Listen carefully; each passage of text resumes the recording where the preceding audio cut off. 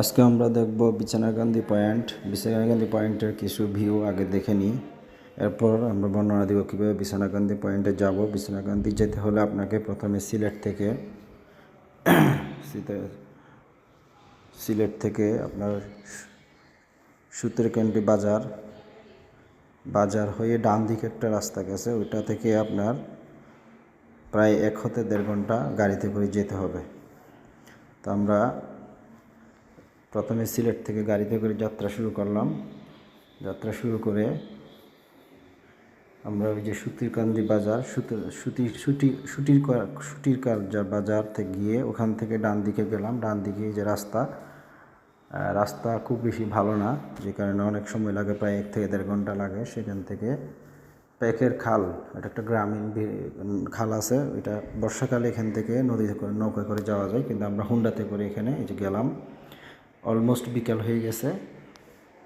এখান থেকে দেখলে এখানে পানি খুব একটা নাই, বর্ষাকালে এখানে প্রচুর পানি থাকে, এখানে শুকনো মৌসুমে, তাই এখানে পাহাড় আর বিস্তীর্ণ খোলা অঞ্চলে কিছু পাথর আছে।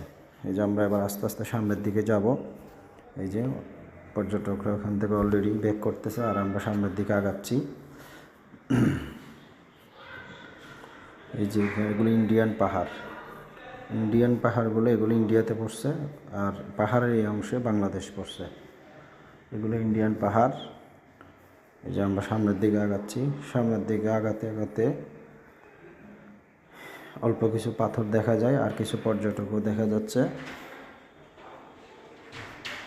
এই যে পাহাড়, এই পাহাড়গুলো ইন্ডিয়ার।